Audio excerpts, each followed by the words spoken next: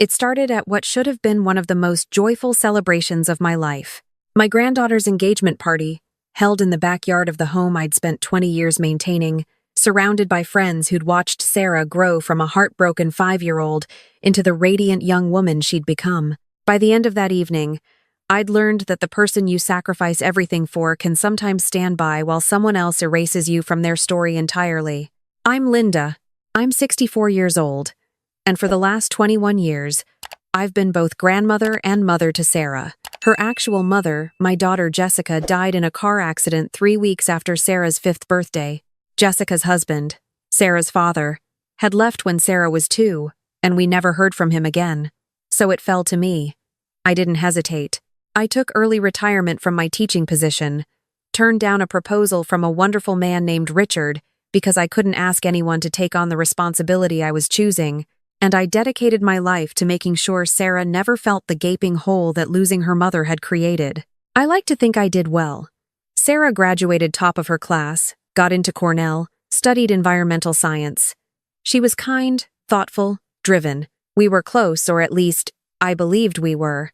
She called me every Sunday without fail. We had our standing coffee date every other Saturday.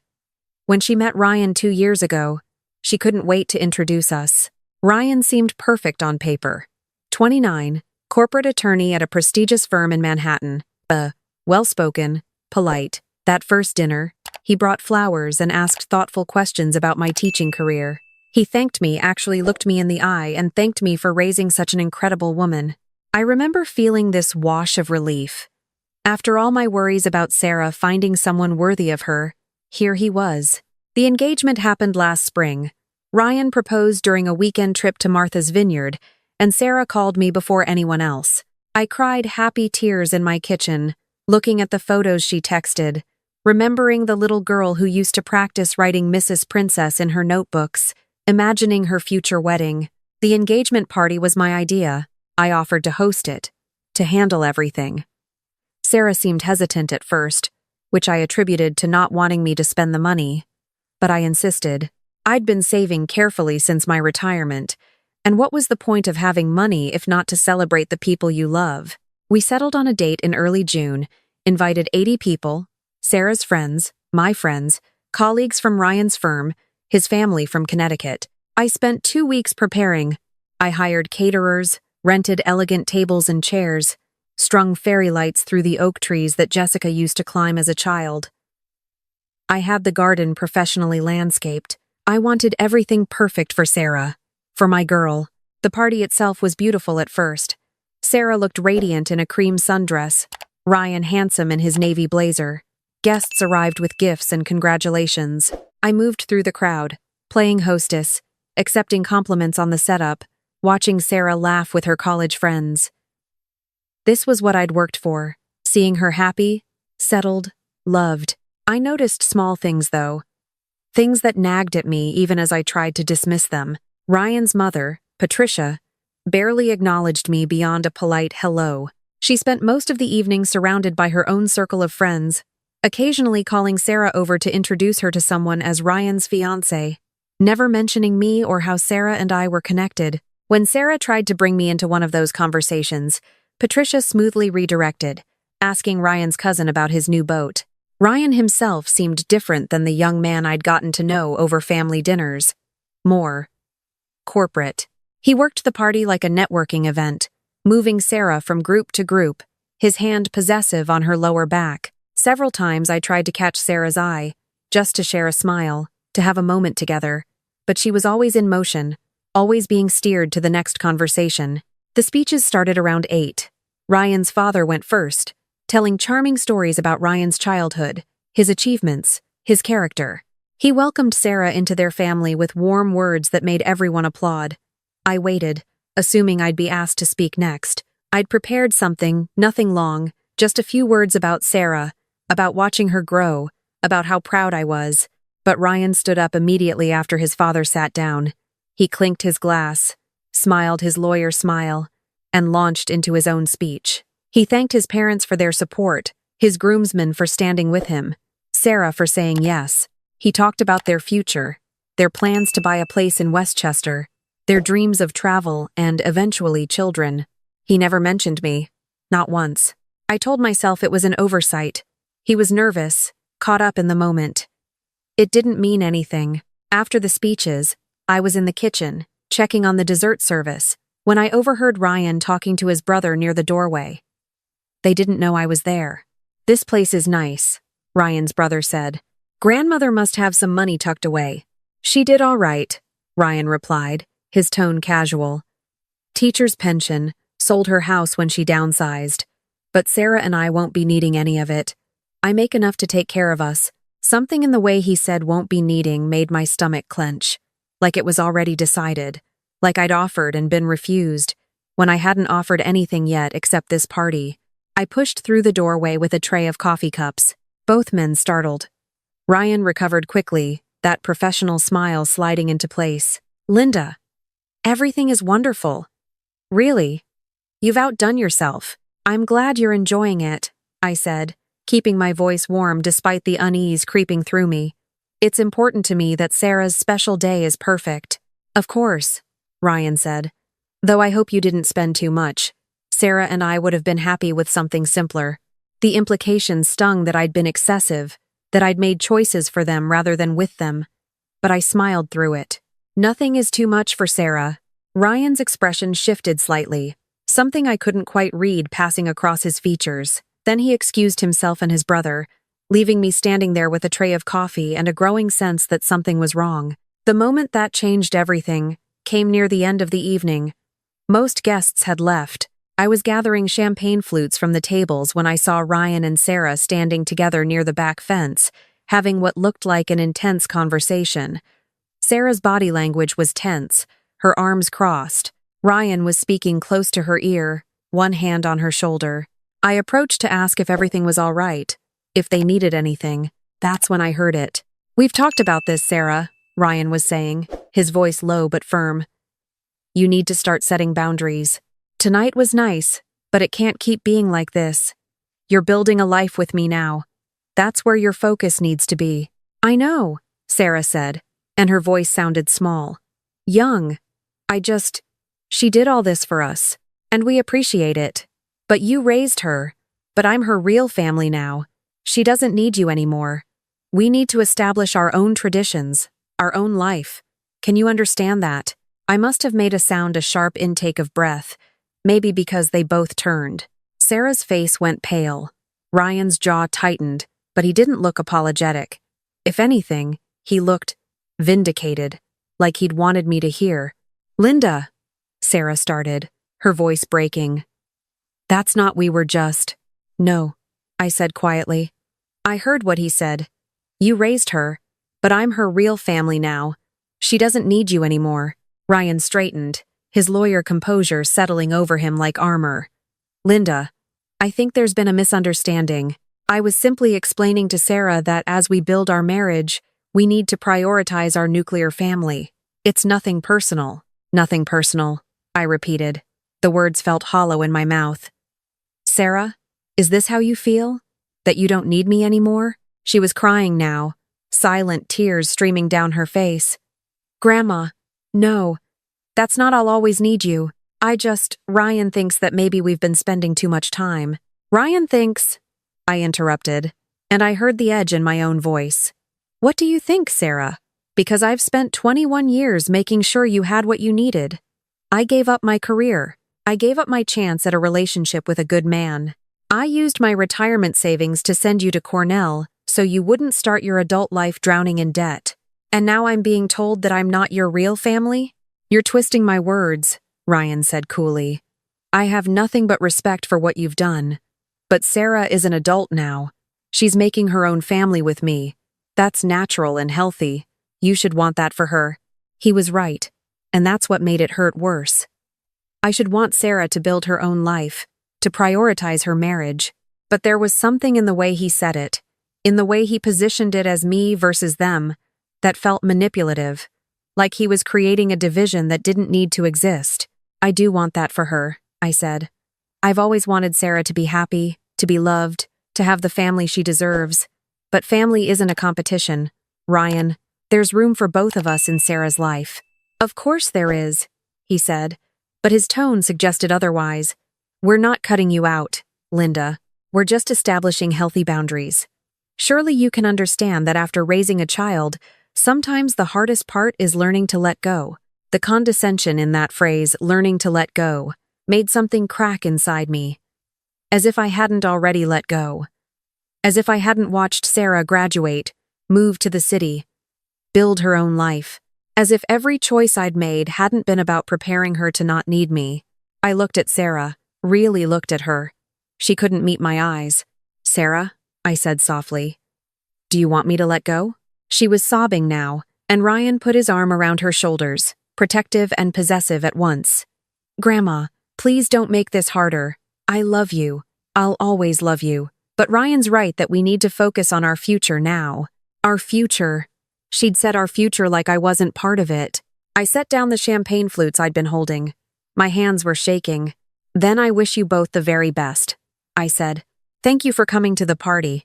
I hope you enjoyed it. I walked into my house, closed the door behind me, and stood in the kitchen I'd cooked 1,000 meals in for Sarah, and I let myself fall apart. They left shortly after. I watched from the upstairs window as Ryan helped Sarah into his car, as they drove away from the house she'd grown up in, leaving me with 80 empty chairs and fairy lights that suddenly seemed ridiculous. The next morning, I woke up angry. Not hurt came later, in waves that would knock me sideways at unexpected moments. No, that first morning, I was purely, coldly angry. I made coffee and sat at my kitchen table, and I made a decision.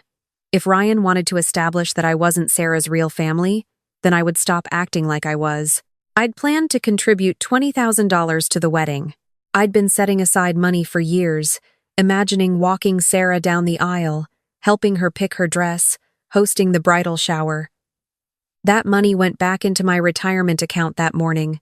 I set up an automatic transfer for the whole amount. I canceled the bridal shower I'd started planning with my friends. Sent a polite email to the group saying that the couple preferred to handle their own pre-wedding events.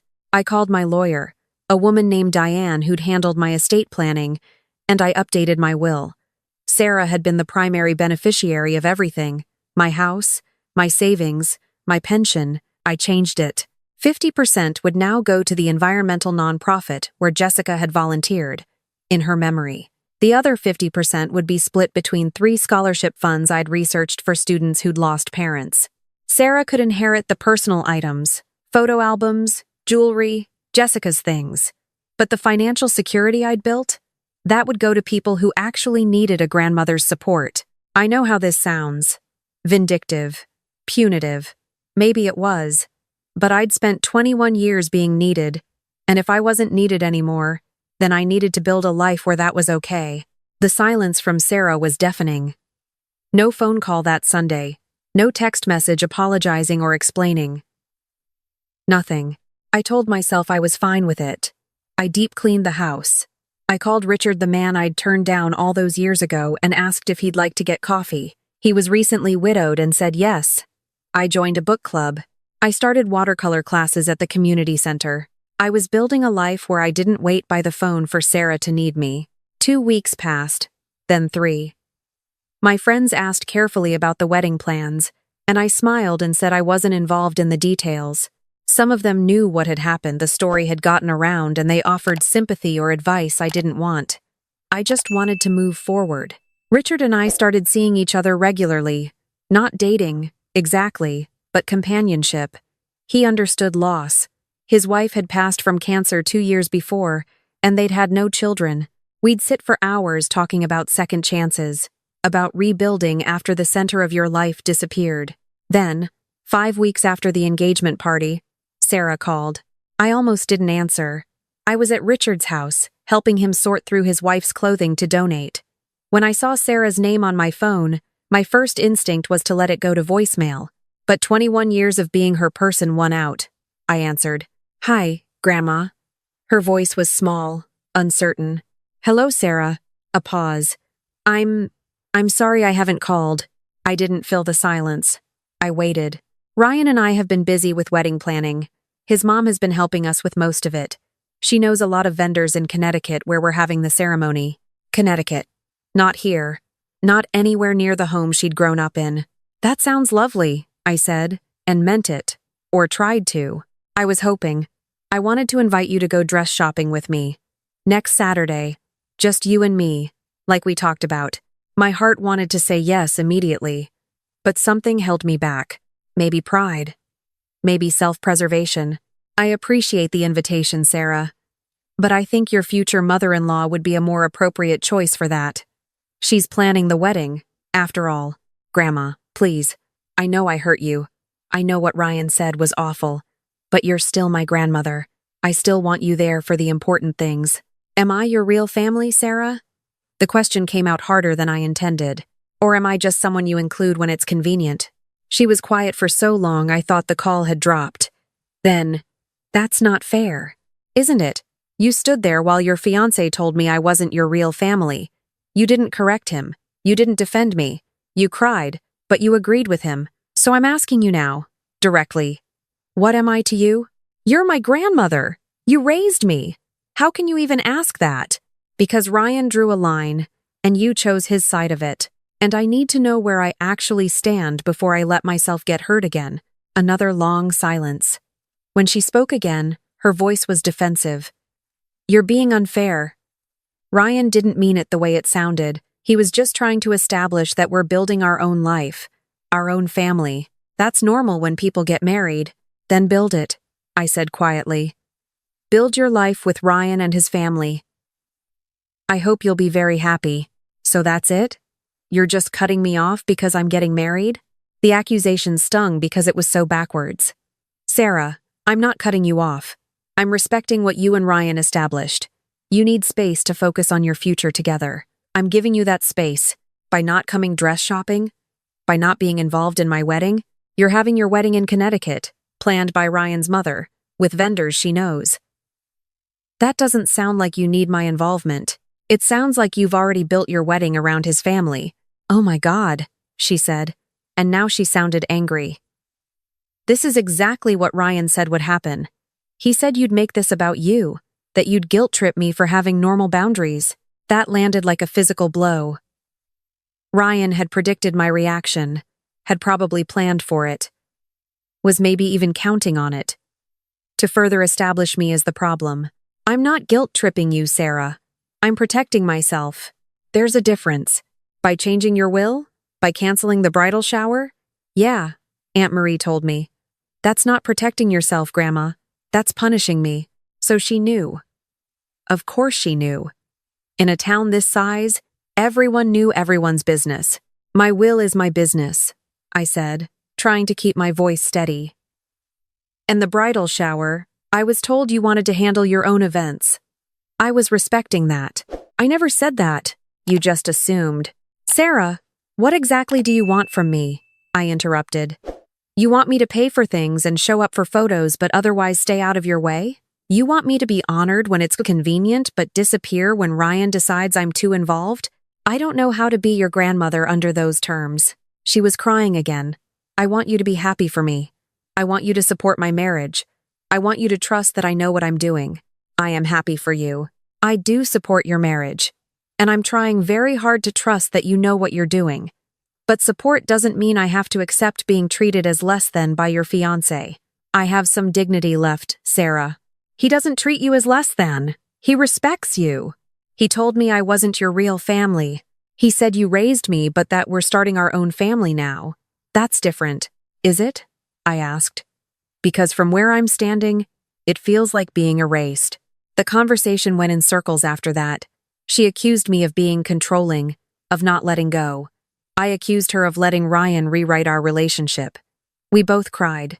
Neither of us budged. She hung up on me eventually, mid-sentence, and the silence that followed felt final in a way the previous weeks hadn't.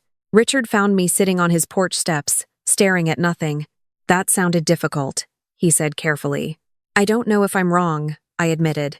Maybe I am being controlling. Maybe I can't let go the way I should. But it hurts, Richard.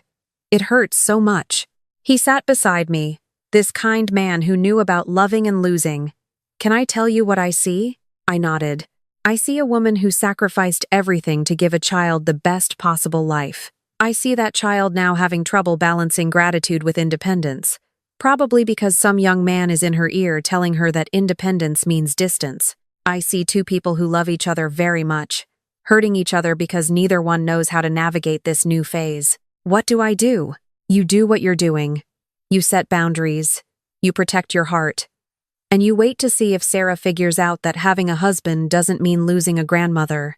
I wanted to believe him, but weeks turned into months, and Sarah didn't call.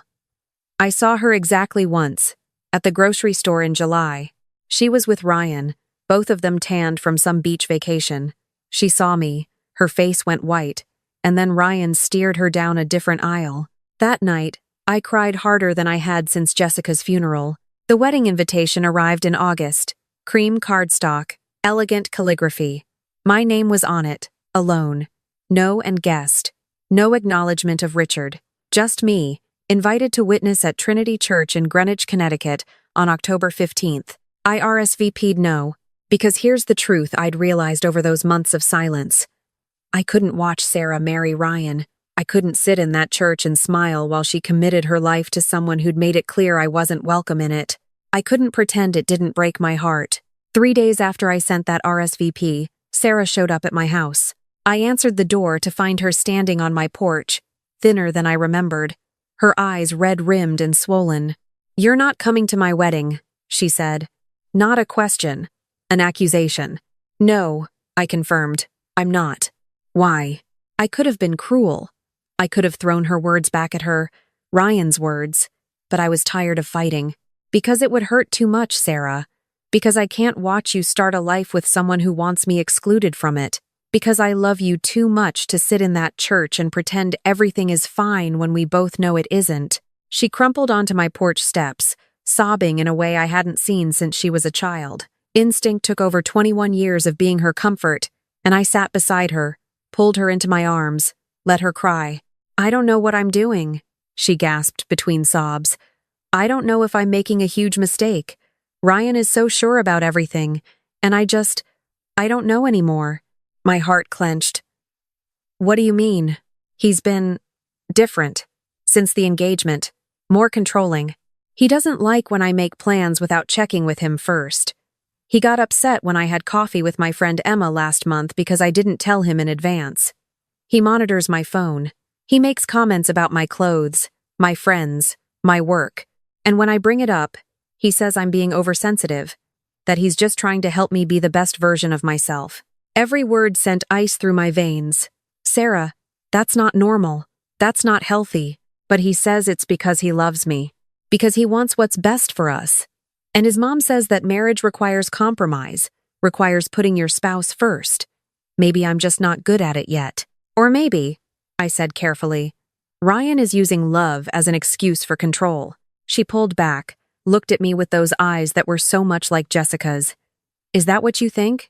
I think the Ryan I met 2 years ago wouldn't have told me I wasn't your real family. I think he wouldn't have isolated you from your friends or monitored your phone. I think something changed, and I don't know if it's him showing his true colors or if it's something else. But Sarah, what you're describing, that's not love. That's control." She stood up abruptly, pacing my porch. "You're just saying that because you don't like him. Because he set boundaries with you." "Maybe," I acknowledged. "I won't pretend I'm objective about Ryan anymore, but I'm asking you to be objective about your own life. Are you happy? Truly happy? Or are you just good at convincing yourself you are?" That question hung in the air between us. She didn't answer it. Instead, she said, "I need you at my wedding, Grandma. I can't do it without you there." "Then postpone it," I said simply. She stared at me. "What?" "Postpone the wedding. Take some time. Go to couples counseling with Ryan. Figure out if what you're feeling is cold feet or genuine concern. If everything is as solid as it should be, the wedding will still happen. Just later, when you're sure." "I can't do that. Everything is planned. People are flying in. The deposits are paid. Deposits can be lost. Plans can be changed. People will understand. But Sarah, once you're married, it's so much harder to leave if you realize you need to." She shook her head violently. "You're trying to sabotage this. You're trying to break us up because you can't handle me having my own family. I'm trying to protect you." I stood too, frustrated. I'm trying to be the one person in your life who will tell you the truth, even when it's hard to hear. If that makes me the villain in Ryan's story, fine. But I won't stand by and watch you marry someone who's already showing signs of being controlling and then act surprised when it gets worse. You don't know him like I do. You're right. I don't. But I know you, Sarah. I've known you since you were 5 years old. And the Sarah I know wouldn't let anyone monitor her phone. She wouldn't need permission to have coffee with a friend. She wouldn't question her own judgment this much. Where did that Sarah go? She was crying again, silent tears streaming down her face. I don't know, she whispered. I don't know, and that scares me. I pulled her back into my arms. Then don't get married in October. Take time. Figure it out. I'll be here, whatever you decide. But Sarah, I need you to be honest with yourself about whether this is the life you want or just the life Ryan wants for you. She stayed on my porch for 2 hours. We really talked for the first time since the engagement party. She told me about the small, controlling behaviors that had been escalating, the way Ryan had convinced her to quit her job because we don't need the money, and you should focus on being a good wife. The way he'd suggested she cut contact with friends he deemed negative influences, which seemed to be any friend who questioned him. The way his family had absorbed her into their orbit, leaving little room for anything else. His mother told me that grandmothers are important for children, but that right now I need to focus on being a wife first, Sarah said at one point. Like you're just for later, for when we have kids. And how did that make you feel? Sad. Angry. But also like maybe she was right. Like maybe I was being selfish for wanting you involved now when I should be building my marriage. Sarah, honey, those things aren't mutually exclusive. You can build a strong marriage and maintain relationships with the people who love you. If Ryan is telling you that you can't, that's a red flag. She was quiet for a long moment. Then, will you come to couples therapy with me and Ryan? As like, a family session? I want a professional to help us figure this out. It wasn't what I expected, but I agreed. The therapy session happened 2 weeks later. Ryan was furious about it, Sarah told me. He'd argued that they didn't need therapy, that this was just me manipulating Sarah, but she'd insisted, and he'd finally agreed, probably confident he could convince the therapist that I was the problem. Dr. Morrison was a calm woman in her 50s who specialized in family systems and premarital counseling. She let each of us speak without interruption first, Sarah, explaining her confusion and fears. Then Ryan, articulate and composed, explaining that he was simply trying to help Sarah establish healthy boundaries with an overbearing grandmother. Then me, trying very hard to stick to facts rather than emotions. Linda, Doctor, Morrison said after we'd all spoken. Can you give me specific examples of times you felt excluded or disrespected? I walked her through the engagement party, the comment Ryan had made, the pattern of Sarah's withdrawal. And Ryan, she turned to him, can you explain your perspective on family boundaries in marriage? He launched into what sounded like a prepared speech about the importance of the nuclear family, about how adult children need to differentiate from their parents, about how my involvement was preventing Sarah from fully committing to their relationship. I see, Dr. Morrison said neutrally. Sarah, you mentioned that Ryan has asked you to check in before making plans. Can you elaborate on that? Sarah glanced at Ryan nervously before answering. He likes to know where I am. He says it's for safety, so he doesn't worry. And your phone? You mentioned he has access to it? We have each other's passwords. For transparency, did you ask for his password, or did he suggest this arrangement? Sarah hesitated. He suggested it. After I went to dinner with a male colleague from work, he said if we were going to build trust, we needed to be completely open with each other. Dr. Morrison made a note. Ryan, is that accurate? Partially, he said smoothly. Sarah's colleague had made inappropriate comments to her. I was concerned for her well-being and suggested that transparency would help us both feel secure. Did Sarah's colleague make inappropriate comments? Dr. Morrison asked Sarah directly. No, not really. He complimented my presentation. Ryan said it seemed like he was flirting. The session continued like this. Dr. Morrison gently excavating the truth beneath Ryan's carefully constructed narrative. By the end, even Ryan seemed less certain of his ground. I'd like to suggest, Dr. Morrison said, that we continue these sessions. Sarah and Ryan, I'd recommend you also do premarital counseling together. And Linda, I think some sessions on navigating your changing role in Sarah's life would be beneficial. But I want to be clear about something. She looked directly at Ryan. The behaviors Sarah has described, monitoring her communications, requiring check-ins for plans, isolating her from long-time relationships, those are concerning. They're not markers of a healthy partnership. They're early warning signs of controlling behavior that often escalates after marriage. Ryan's composed mask cracked. I'm not controlling. I'm protective. There's a difference between protection and control, Doctor, Morrison said gently. Protection respects autonomy. Control restricts it. Sarah, do you feel like you have autonomy in your relationship? Sarah looked at Ryan, then at me, then down at her hands. No, she whispered. Not really. Not anymore. The session ended soon after. Ryan stormed out. Sarah stayed, crying in Dr. Morrison's office while I held her hand. I think I need to call off the wedding, she said eventually. I think that's very brave, I told her. The next few months were hard. Sarah broke off the engagement, moved out of the apartment she'd shared with Ryan, and moved temporarily back into my house while she figured things out. Ryan tried everything: apologies, flowers, promises to change.